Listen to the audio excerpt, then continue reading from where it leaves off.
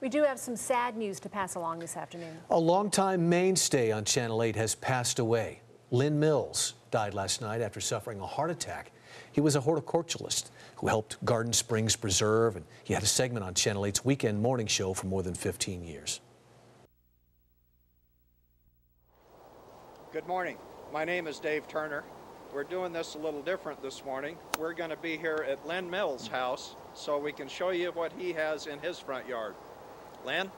It's good to have you here, Dave, and I hope we're able to learn something while we're here. So what do you call this plant, Linn? Oh, this is my favorite, Dave, by far. Well, I guess it is today anyway. It's regal mist. And it's a grass, and not much during the year, but boy, this time of year, right now, you see how pretty that purplish that is. Come by here in the fall, and it's in a nice full bloom. It's awesome. Right. What else do you have here you want to show us today, Linn? Well, right out here in front, we got the new golds, lantana, and they've been in bloom since the first of, sometime in April, and they're just going off bloom right now. They've just been pretty. They're just always a show of color all summer long. You know, they do frost down a little bit in the winter, but we just chop them off and come right back. Right. What is this over here, Linn? Oh, this is Sierra Gold.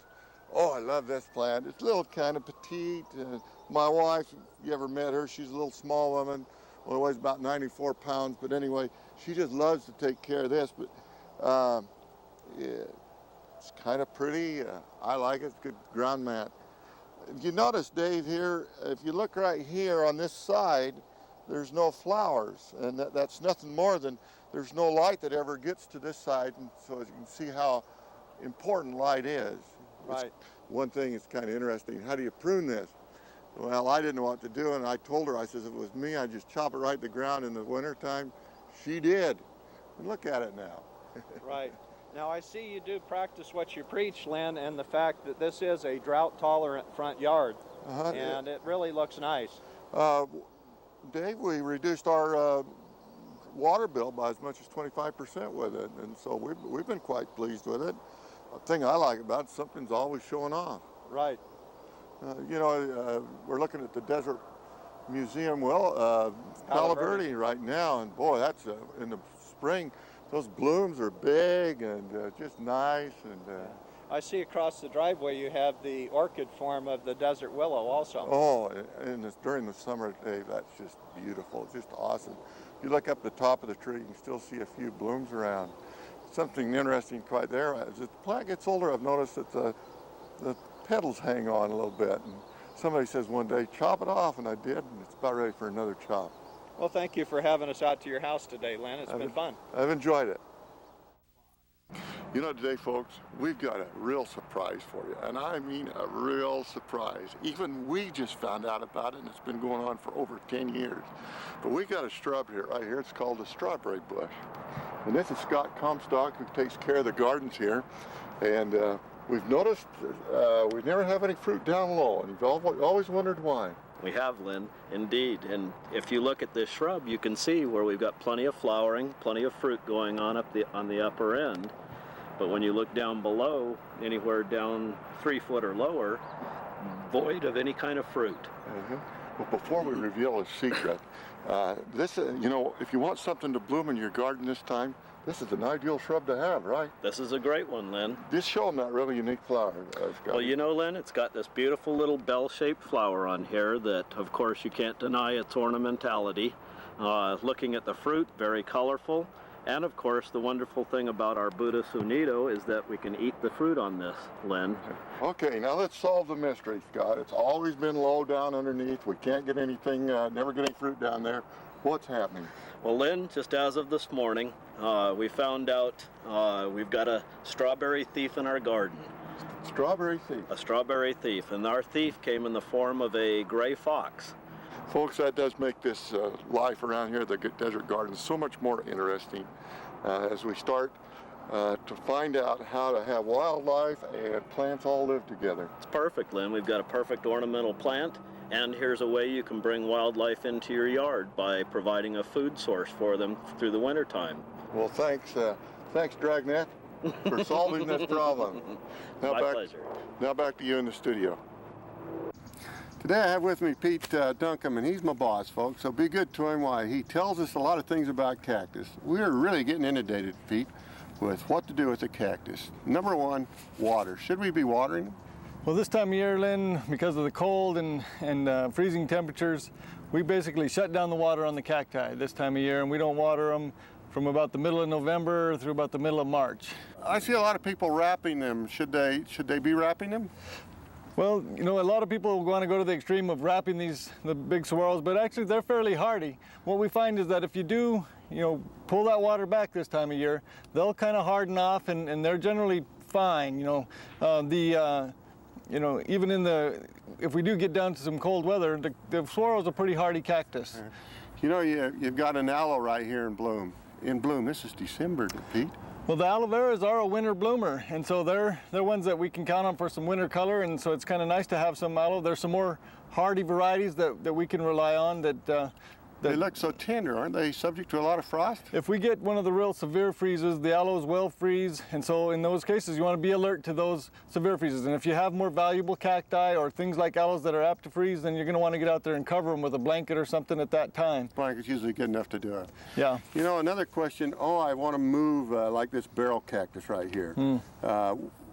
Can they move the barrel cactus? Can they move cactuses this time? Oh yeah. Well, this time of year, you know, it's not necessarily ideal because they're you know, like I say, you're kind of sitting there dormant. It's not going to hurt them or nothing, but if you move them, they're not going to do anything. They're going to just sit there and not really take root or anything. So you're better off waiting until it warms up in the spring. So the big thing is, Pete, don't give them a drink until March, huh?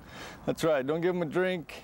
If you want to give them a little fertilizer, say about mid-January or something, that'll set them up for that bloom. Remember, the cactus is a flowering plant. Yeah. Folks, they're the beauty.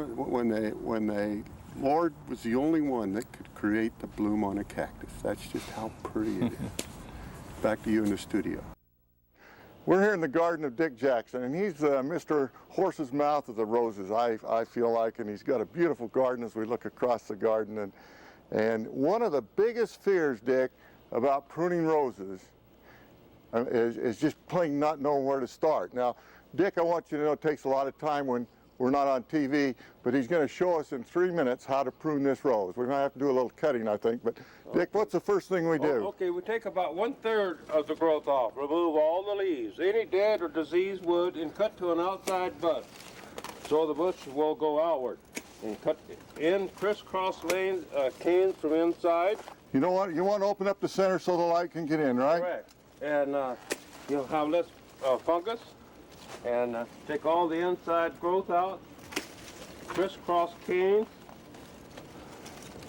Remove all the leaves and put them in the garbage. Do not put them in the compost pile. In the see, this is an outside bud. The flower will come up right there.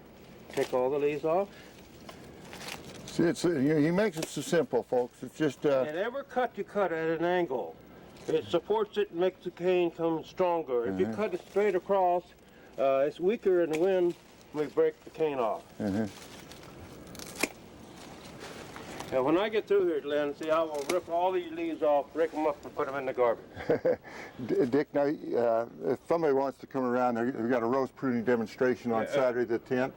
The 12th of January at our house here. The whole Rose Society will have cookies, coffees, donuts, all free, pruning, climbers, miniatures, planting roses, anything you want to know and more. I might tell a story. I need to know to tell a story. Okay, folks, now remember, there's about 5 or 6 steps you want to do. First of all, take 1/3 of the top half of the rose, top half off, right, Dick? That's right. Right. And then go down in, and you see anything that's crisscrossing through the middle, right? Correct. Okay. And then you start to find little nubbins that you might find in there. Remove them. That's Correct. number 3. Number 4. Get rid of the disease and deadwood and all the leaves. All the leaves, as you've done here now. Right. And number 5, just give it a, fertilize, but just give it a check. You're right. And then this is what it looks like when you get through. And folks, you ought to see these blooms when he gets next spring. They're how big are they, Dick? They get about 5-6 inches in diameter. Is that how big they get? No, not quite that big. More like this. Folks, if you want to know more about pruning roses, drop by his rose pruning demonstration or give me a call at 822-8325 and I'll send you out a fact sheet that Dick's helped me write.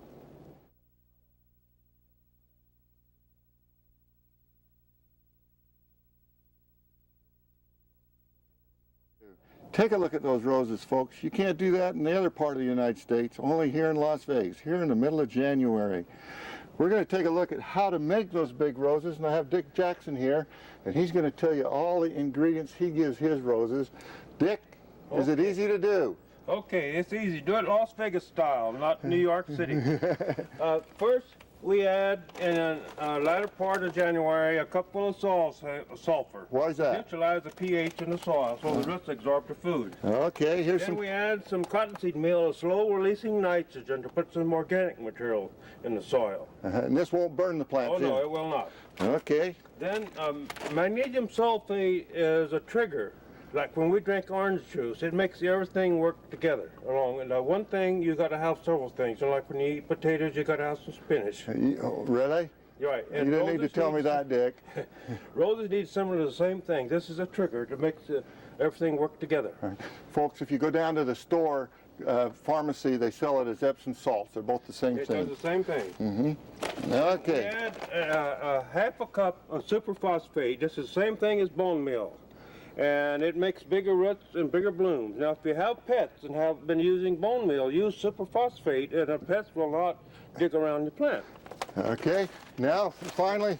And then we add all-purpose rose food. And if everything else fails, read the instructions. Do not over-fertilize. Do it like it says on the container. Okay, now, Dick, I look down there, and that's really a mouthful. Doesn't that kill a rose?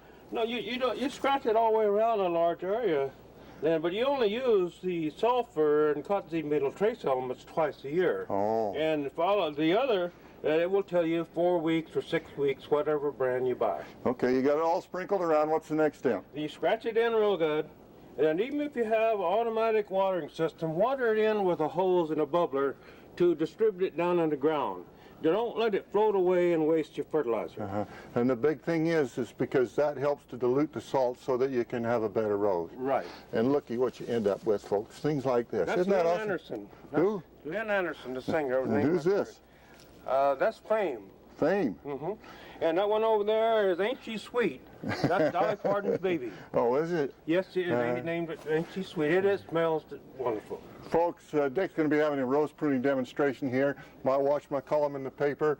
It's this Saturday the 10th, 12th, and next Saturday the 19th. And if they want to drop by, they can have find all the things you need to know about roses and more. Now back to you in the studio.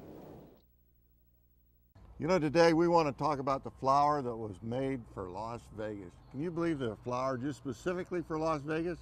It's called ornamental kale and cabbage. And we got Jim Johnson from Star Nursery here again. And Jim, just tell us a little bit about this flower, because it is awesome when it's done right. Well, this is a fantastic plant for cold weather. It just doesn't get much better than this. Look at the brilliant colors. I will tell you, these are 1 gallon size, Lynn, and at this time of year, this is what you want to plant because it's getting later in the season, believe it or not, and most of the growth is pretty much done. If you plant them early in the season, you get the small ones, and they'll get huge. But as it gets colder, the colors get brighter and brighter and brighter. When we get old Jack Frost visiting, now just take a look down into the throat of that plant, folks. Oh, isn't that beautiful?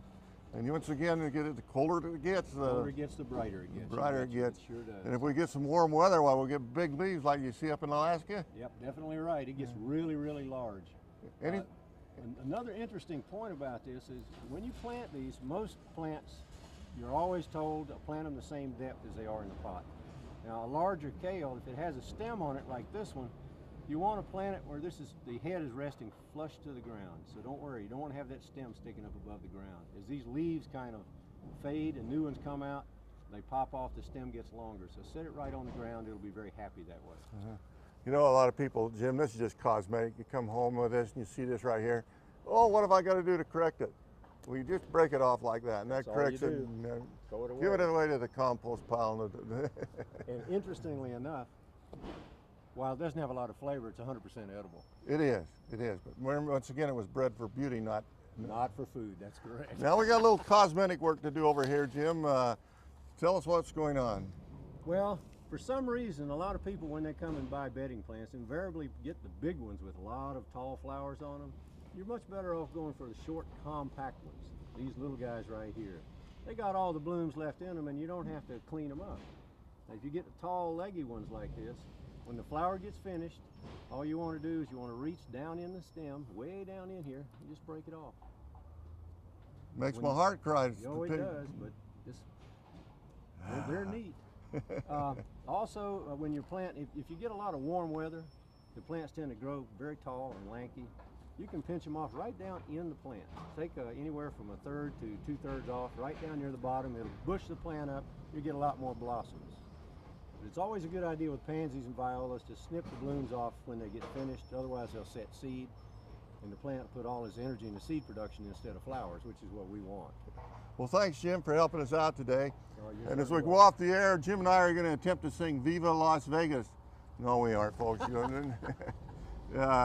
Really, ornamental cabbages and kales, they're made for our valley, and you'll just love them all winter long, even into next spring. Now back to you in the studio. Today we want to show you how to extend the life of the poinsettia. That's what everybody's buying right now, and we got Janet Savage here, and she's going to show us some tips to keep it beautiful all clear into next fall, clear into next summer. Let's hope so. Yes, Lynn, here are 4 different varieties. This is Jingle Bells, white, pink, and your classic red. Everybody's familiar, but are you familiar with the other plants that they really come out with? It's awesome what they're coming up with now. Gorgeous. Yeah, this is only some of the examples that we have to show you. But a couple things to think about would be where you're going to put it in your home. Nice, bright, indirect light. Mm-hmm. Keep them away from any drafts. Lit fireplaces, preferably, right? When you bring it home, I'm always concerned about that, is they need to make sure it's got plenty of moisture. Yes. And go through that a little bit, will you? Well, they come in usually these plastic sleeves. So if you let it sit there after you water them, it really has no place to drain. So you would really want to make sure that you give it a nice watering, but don't let it sit in this plastic container. Mm-hmm. Let the water drain through. Mm-hmm. They don't like wet feet. Right. Right. Now, how do you tell when to water again? Stick your finger in the soil. You know, that's the best way to do it, or just lift it. I found out just lifting them Yes. is a good indication of telling. Right, yeah. But you talk about indirect light. Now, can it be on the other side of the room, or on indirect light? Sure, if it's bright enough, if it's going to get a little bit of sunlight, nothing too blasting, I would say, but yeah, it'll be okay. Mm-hmm. They're pretty tough. They'd rather be inside than outside. Now, Janet, we got to dispel this rumor that runs around about poinsettias every year, and we hear it and hear it and hear it. Are poinsettias not poisonous? No, poinsettias are not poisonous. I one time ate some leaves on television, and I got very deep trouble about that. But they've done a lot of tests, especially Ohio State University's run test after test after test. And to even get sick, a kid's got to eat 50 leaves, and there's only about 20 leaves on each plant. So let's just dispel that right out at the beginning. They're not poisonous, and they're easy to grow. And I've had mine last clear into June, July. So has my mom. So taking it home, they want to protect it from the drafts. Right. And then once they get it home, indirect light. Yes. Indirect light. Make sure it's well watered. Yes, but not sitting in water. Keep it away from the television and the fires and all that. Yes, definitely. And you'll have something till when? Up until next year, next spring, fall, next spring or summer. Mm-hmm. And you can put them out in the garden and bring them in next year, but that's a lot of work. Yes, it is. A lot. Well, we hope you have a Merry Christmas, and may your poinsettia last through the year with you too.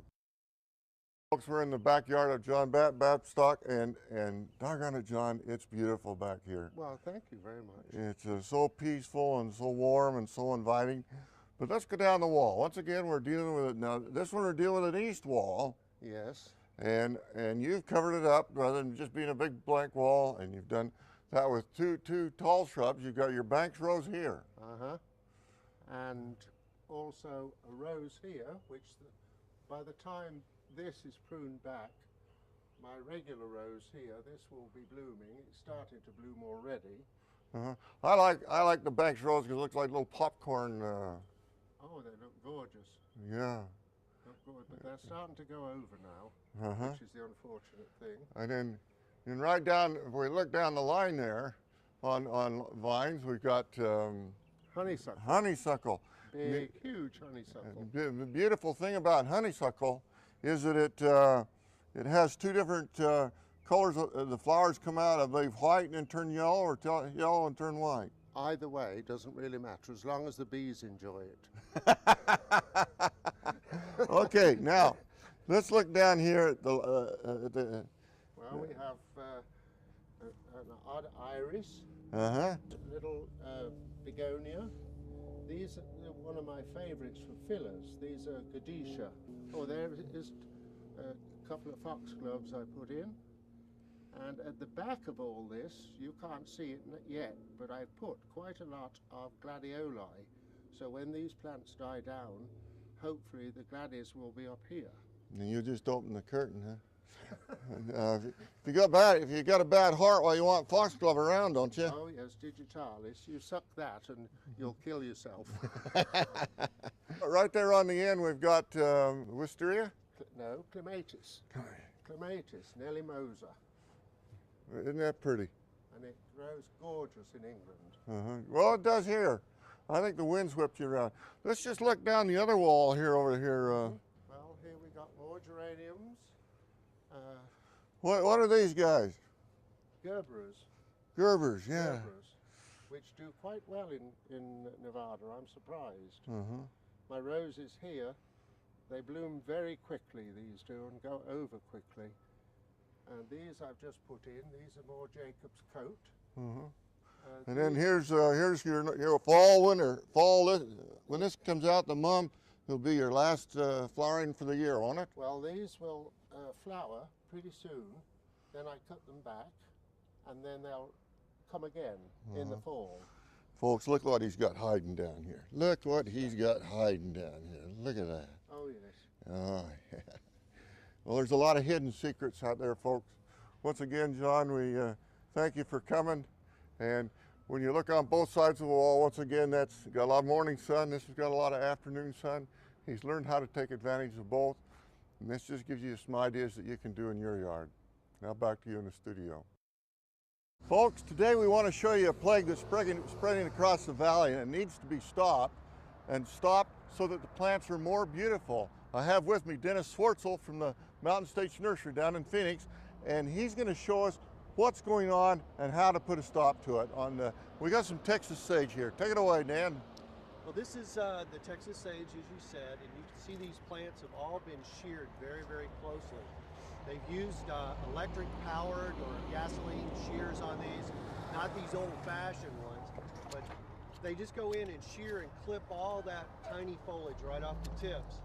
As a result, many of the flower buds are removed, and we get very, very few flowers. This should be just covered with blooms right now. So you understand, folks, this has been nipped right here, and it extends way out. And then when it blooms, it's got blooms all along it. Now all you get is just those 2 or 3 blooms right there.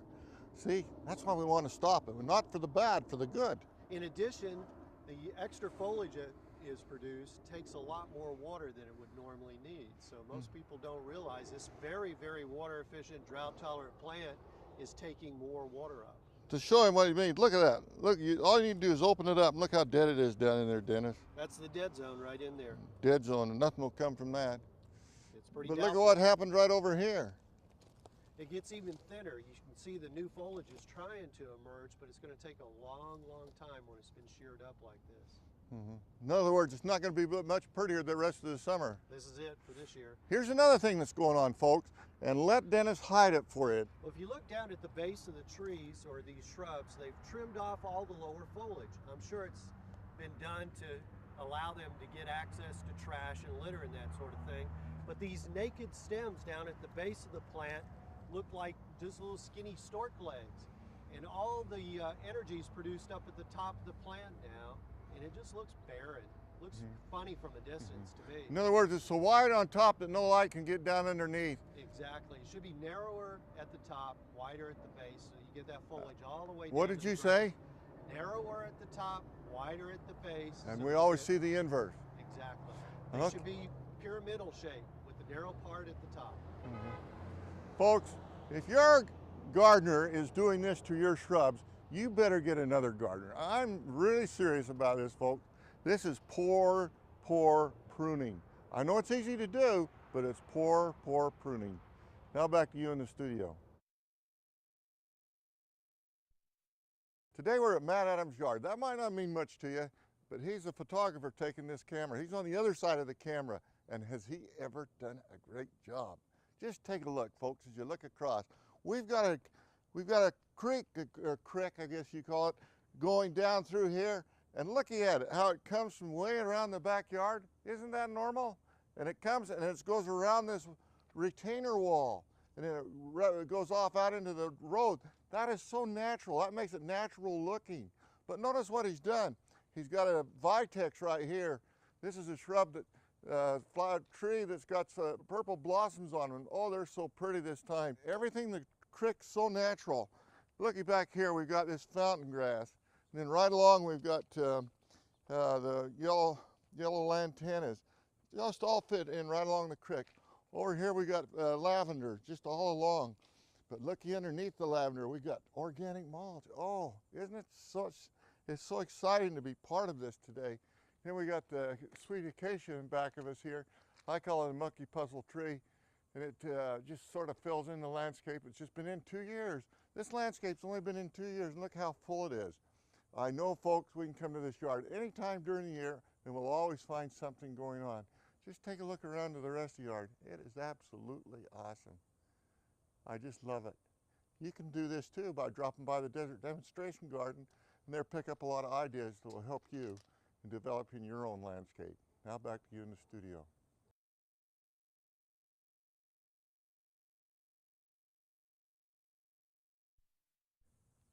Folks, you're taking a good look at a dwarf hybrid Bermuda lawn. Isn't that beautiful? This time of year, it just loves the heat. Look down there, you can see the crystals of water coming up off the grass. Do you realize that is almost pure sugar? If you want to, it's the dew on the grass. This time of year, here in Las Vegas, we got the kitty along to help us here. But anyway, it's just pure dew. That means that this lawn is well watered and well cared for. You know, it uses a third less water than a fescue lawn. You might consider using it. But anyway, just look how nice and beautiful it is. Let's move down the yard right here. We got some mums here. Right now, mums are in the green stage, but later on in the life of the plant, sometime September, October, they'll come into bloom and they'll be very striking. Right next to it, we've got coleus. Oh, and they got the beautiful, beautiful leaves. And notice they're on the northeast side of the house, and that's where they look best. And here's one little tip, folks. If you come along and break this out just like that, all you need to do is come along and break these out, and that keeps it going in the vegetative stage. Moving down, we got some dusty millers right here. Isn't that beautiful? Look how nice and great it is. And right over here, we got one that I call angel's hair. And when you feel it, it feels just like angel's hair, or what I would imagine angel's hair feels like. But you look at the name of this, and it's called wormwood. And I don't know, why wouldn't you, such a pretty plant, why don't you get rid of wormwood? Oh, I hate that name. Until somebody told me that the pioneers used it to help make a tea out of it, and it helped clean the worms out of the intestines of the people. Now, all of a sudden, that means a little more to me. Here's the Mexican bird of paradise. It stays in bloom like this all summer long. It has these nice little bird of paradise flowers on it. And it gets up tall and just beautiful. You'll notice that the leafcutter bees like it also. But look just beyond. We've got what we call an ocatilia, and it has red thorns, red torches on the end of it. Oh, I love it. Folks, just gotta go to Desert Landscaping and see how beautiful it would be in your yard. You'll love it. Drop by the Desert Demonstration Garden. We've got all kinds of ideas now. We'll help you, and it'll be very helpful in deciding what plants to put in your yard.